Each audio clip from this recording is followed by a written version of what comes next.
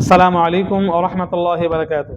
আমরা বোনদের হক সম্পর্কে আলোচনা শুনতেছিলাম যে নিজের পিতার ভিটা বাড়িতেও বোনদের হক রয়েছে।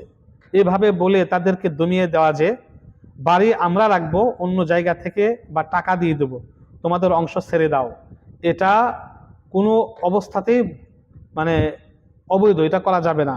এটা এটা করা কখনো যাবে না। যখন বোন স্বেচ্ছায় পূর্ণ সম্মতিতে এবং কোনো চাপ ছাড়া সেই ব্যবস্থায় রাজি হবে, এরকম ব্যবস্থায় চুক্তিতে রাজি হবে, সেটা তখন বৈধ হবে, নচেত বৈধ হবে না।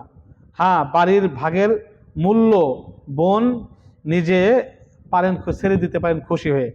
নিজের ভাগের মূল্য অর্থাৎ হ্যাঁ, বাড়ির ভাগের মূল্য বা যে কোনো কিছু খুশি হয়ে লিখিতভাবে যদি ছেড়ে দেন, সেটা ভাইয়ের জন্য বৈধ হবে।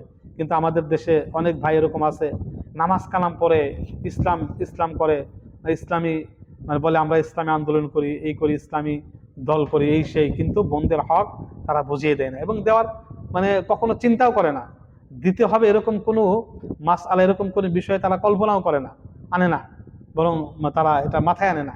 অথচ এটা নামাজ যেরকম ফরজ, বোনদের হক বা তাদের প্রাপ্যদের হক বুঝিয়ে দেওয়া এটা ফরজের অন্তর্ভুক্ত, বুঝিয়ে দিতে হবে। অনেক লোক এরকম আছে বোনদের হক বুঝিয়ে দেয় না, বোনকে ঠকায়। কিয়ামতের দিন কোনো অবস্থাতে আপনি নাজাত পাবেন না, জান্নাতে যেতে পারবেন না যদি বোনদেরকে ঠকানো হয়।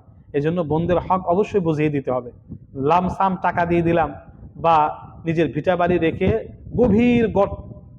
গভীর গর্তের ভিতর থেকে তাকে আমরা দিয়ে দিলাম, এটা করা ঠিক হবে না। গর্ত দিলে অবশ্যই তাকে মানে সব ভাই মিলে টাকা মানে ভরার জন্য, গর্ত ভরার জন্য টাকা প্রদান করতে হবে।